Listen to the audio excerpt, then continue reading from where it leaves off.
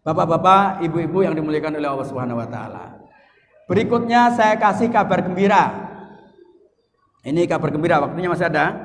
Ya, sih, nanti di ini aja. Kabar gembira. Kira-kira dengan tadi masuk surga mudah nggak Pak? Mudah nggak Pak? Mudah ya. Nah, adalah la ilaha illallah, yakin Islam itu agama yang ya diridhoi oleh Allah, menerima semua ini meskipun tidak melakukan, tidak musyrik, kemudian menjaga sholat meskipun bentuk kita itu nggak karu-karuan sholatnya, ya, meskipun sholatnya tadi ya, tepat waktu atau kadang-kadang menjelang sholat asar, menjelang maghrib dan lain, yang penting menjalankan sholat. Nah ini kabar gembiranya begini Pak. Ini kalau bapak ibu pegang tadi, kelima hal tadi tidak pegang, ibu pegang, bapak pegang, termasuk juga tidak musyrik, maka mustahil, ini saya katakan, ini saya ngomong, ya, saya yang ngomong, dan saya berani nanti untuk mempertanggungjawabkan di depan Allah Subhanahu wa taala. Hampir mustahil umat Nabi Muhammad dengan syarat kelima hal tadi kita pegang, hampir mustahil umat Nabi Muhammad masuk neraka. Oh, enak kan? Hampir mustahil umat Nabi Muhammad dengan catatan tadi, kelima hal tadi benar-benar diperhatikan. Hampir mustahil umat Nabi Muhammad masuk neraka. Kenapa? Pertama, qala Rasulullah sallallahu alaihi wasallam, "Idza mata ibnu adama in qata'a amaluhu illa min salasin." Nanti sebentar lagi di antara kita mungkin ada yang meninggal dan semuanya kita akan meninggal. Begitu kita meninggal, maka kita sudah tidak bisa menambah pahala lagi. Begitu kita meninggal, kita sudah tidak bisa sholat lagi, tidak bisa puasa lagi. Selesai. Tapi masih ada 3 kemungkinan, 3 hal, yang mana 3 hal ini akan terus menambah pundi-pundi pahala kita. Pahala kita masih tetap akan mengalir. Yang pertama adalah sedekah jariyah.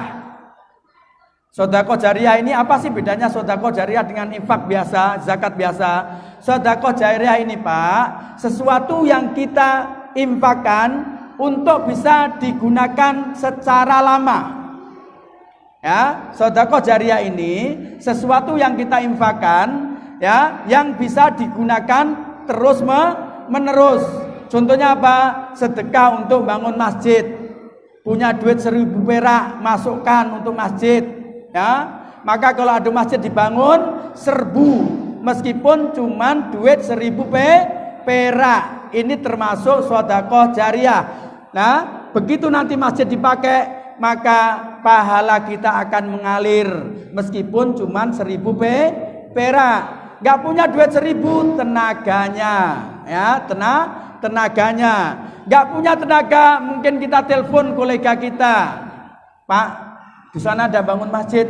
Kalau Bapak berkesempatan untuk bisa ikut menyumbang, silakan. Gotong royong silakan. Itu juga masuk sedekah jariyah.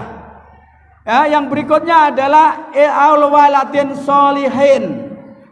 Anak soleh yang mendoakan. Mudah-mudahan semua yang hadir di sini dan siapapun yang menonton dimanapun punya anak yang soleh dan solehah.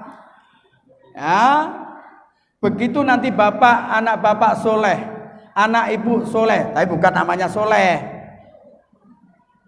bukan Pak Soleh ya. Kurang? Ini lagi. Ya. Jadi punya anak soleh. Anak ibu baca Al-Quran, ibu dapat. Anak ibu sholat, pahala ngalir. Anak ibu sedekah, pahala ngalir.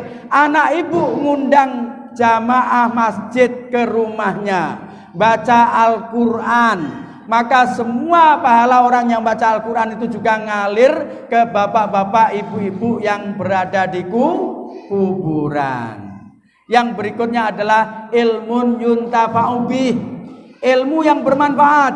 Apa itu ilmu yang bermanfaat? Ilmu yang kita ajarkan, kemudian orang itu menjadi baik, orang itu mengajarkan ke orang lain, dan terus begitu seterusnya.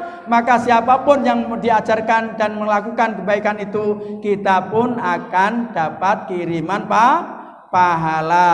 Maka saya pesankan kepada keluarga muda, mungkin di sini ada keluarga muda, urusan sholat, urusan membaca Al-Quran, kalau bisa jangan dikasihkan orang lain, sayang. Ya, kalau bisa ajarin sendiri anaknya. Maka nanti anaknya akan mengajarkan kepada anaknya, anaknya akan mengajarkan kepada anaknya, dan begitu seterusnya. Maka kita termasuk akan terus mendapatkan kiriman pahala. Yang berikutnya Pak, Bu, setiap hari kita dapat kiriman pahala hadiah dari orang muslim seluruh dunia. Sampai kapanpun nanti ada orang muslim di dunia ini, ya, sampai kapanpun ada orang yang berdoa, maka kita akan mendapatkan kiriman doa untuk mengampuni dosa kita. Apa itu? Salah satu tertib, ya, sunnah dalam berdoa biasanya adalah Allahumma gfirlil muslimina wal muslimat wal mu'minina wal mu'minat al ahya'a minhum wal amwat. Ya Allah, ampunkanlah orang muslim dan muslimat, orang mukmin dan mukminat, baik yang hidup maupun sudah mati. Maka siapapun kita, kalau kita sudah mati, ada orang di ujung berung sana, di mana aja, doa seperti itu, maka termasuk kita pun insya Allah mendapatkan pengampunan dari Allah Subhanahu wa Ta'ala. Kalau kemudian kiamat masih sejuta tahun lagi, masih ada orang mukmin yang berdoa setiap hari, maka dosa kita akan juga terus dikurangi. Bisa-bisa nanti saat kiamat, saat dihisab, kita sudah tidak punya dosa sama sekali. Yang terpenting dipegang benar-benar. Kelima hal tadi tolong dipegang. La ilaha illallah. Yakin bahwa agama yang diterima hanya Islam. Kita terima semua ajaran Islam dan tidak musyrik. Lalu kita jaga sholat kita meskipun dengan bentuk yang tidak karu-karuan. Maka insya Allah kita semuanya akan bertemu di surganya Allah Subhanahu wa Ta'ala bersama para nabi, para siddiqin, wasyuhada, wassolihin insya Allah. Barakallahu fikum, jazakumullah khairan jazak. Mohon maaf jika ada kesalahan. Assalamualaikum warahmatullahi wabarakatuh.